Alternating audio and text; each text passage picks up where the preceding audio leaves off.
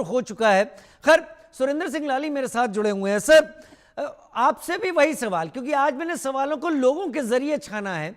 अगर America Israel साथ आते हैं, मैं थोड़ा आपसे डिटेल में जवाब चाहूंगा, जैसे मैं अपने हर मेहमान को वक्त दे रहा हूं।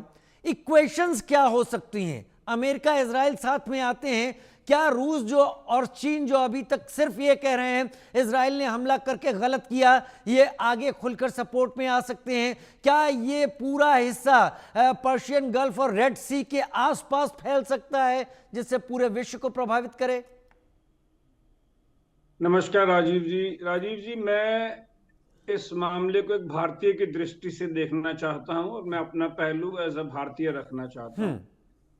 इजराइल और अमेरिका चाहते क्या हैं, पहले इस पे बात करते हैं कि अगर तो वो एक तो इजराइल चाहता है कि उनके न्यूक्लियर ठिकानों को निस्ते नाबूद किया जाए, बिल्कुल जायज है, और वो चाहते हैं तख्ता पलट करना। अब ये तख्ता पलट करना, वो शोले पिक्चर में था कि गब्बर सिंह को बकरी का बच्चा छोड़ना है कि पकड़ के उसको ले आओगे आप, इतना आसान नहीं है।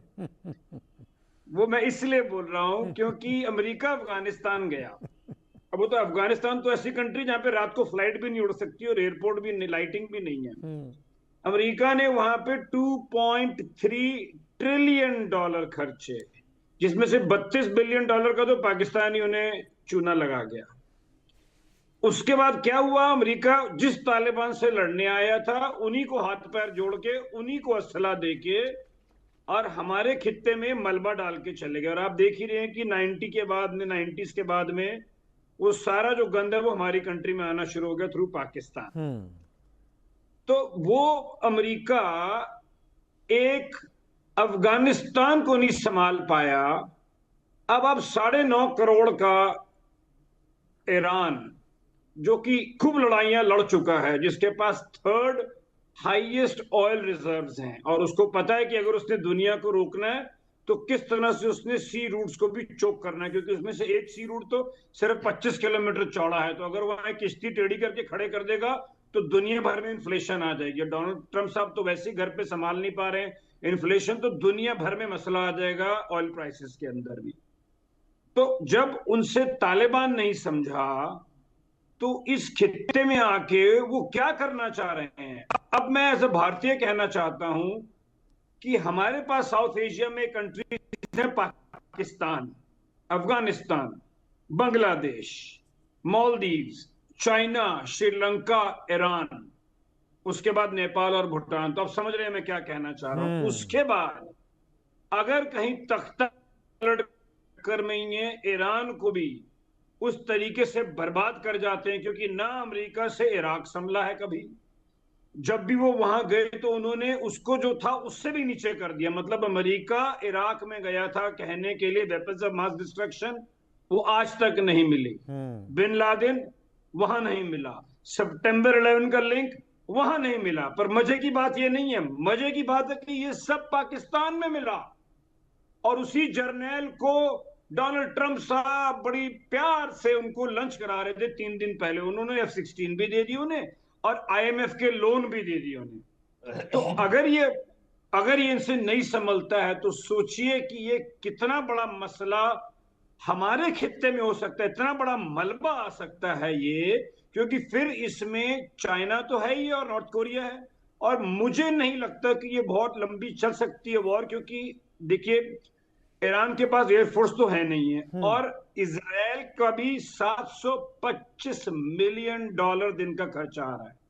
इसीलिए वो बेंजामिन नेतन्याहू चाह रहे हैं कि वो फटाफट किसी तरह से इसमें अमेरिका को लपेटे, क्योंकि अब तक जितना खींच सकते थे नेतन्याहू ने खींच लिया है। अब उनको अमेरिका को लाने की पूरी कोशिश है। बल्कि अभी इस समय जब हम बात कर रहे हैं, जिनेवा में मीटिंग चल रही है जर्मन एम्बेसडर के घर में, जहां यूनाइटेड किंगडम, फ्रांस और यूरोपियन यूनियन के लीडर बैठे हुए हैं, इसमें बात कर रहे हैं। पर डोनाल्ड ट्रंप साहब का कुछ पता नहीं है। उन्होंने आज सवेरे तारीख दे तो दी, वो चड्डा साहब वाली तारीख पे तारीख, क्योंकि वो हर बात पे 2 हफ्ते की बात करते हैं। तो आज उन्होंने कहा अमेरिका में कल रात को कि मैं 2 हफ्ते में से देखूंगा। पर ट्रंप साहब का पता नहीं कि शाम को उनके कान में क्या कोई फूंक जाता है और वो फिर भेज दें, क्योंकि उनके जो एयरपोर्ट के जो सी कैरियर्स हैं, प्लेन कैरियर्स हैं, वो यहाँ की तरफ चल पड़े हैं। उनके हवाई जहाज यहाँ आ चुके हैं।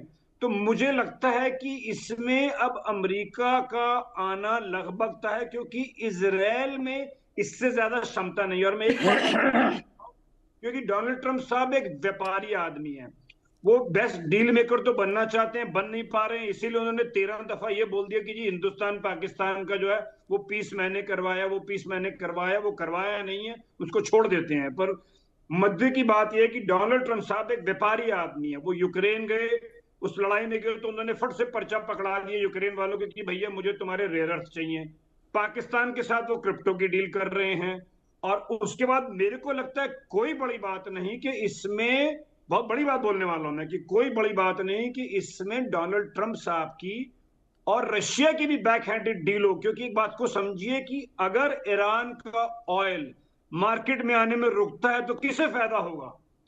दक्षिणी देश तो वैसे भी हमसे परेशान है, वो कहते हैं कि आपने इंडिया से, एग्जैक्टली रशिया ने इंडिया रशिया का 70-80 फायदा बिलियन होगा डॉलर का इसमें। तेल ले लिया, इसीलिए हम उसको तोड़ नहीं पाए। तो ये अब अगर अगर अब नहीं संभला, जो कि मुझे मुश्किल लग रहा है, तो ये चीज और बड़ी हो सकती है और ये रायता, राजीव जी, ज्यादा भी फैल सकता है। ज्यादा भी फैल सकता है। पूरे वर्ल्ड का 20% ऑयल और करीब 30% गैस